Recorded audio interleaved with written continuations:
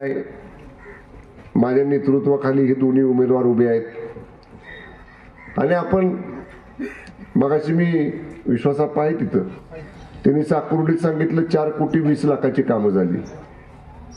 आनंदरावनी सांगितलं हिथं किती कोटीची झाली, 4,91,00,000ची झाली. एक सुद्धा गाव 3-4 कोटीच्या आतमध्ये नाही ह्या भागात कामं करायला.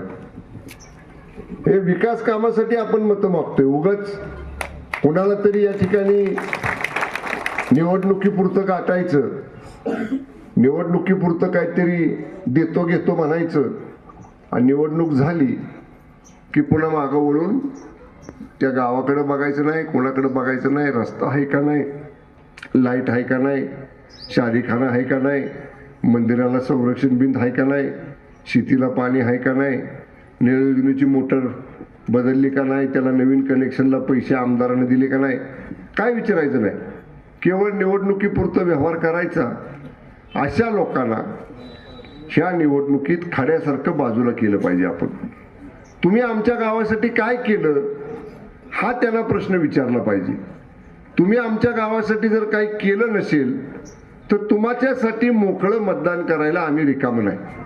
आमच्या गावाच्या उपयोगी जो पडलाय, आमच्या गावाचे सार्वजनिक प्रश्न ज्यांनी सोडवलेत आणि भविष्यात ज्यांच्यावर आमचा विश्वास आहे की राहिलेले प्रश्न आमचे सोडवतील त्या नेत्याच्या पाठीमागं आम्ही उभं राहणार आहे. ही भूमिका आज आपण सगळ्यांनी घेणं खऱ्या अर्थानं गरजेचं आहे.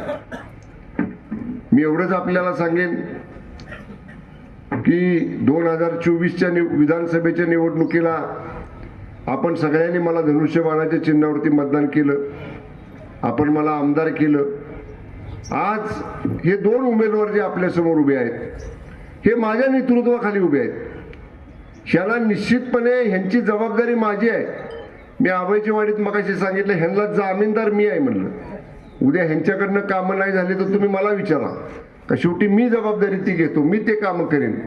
पण आपल्याला लोकांचे प्रश्न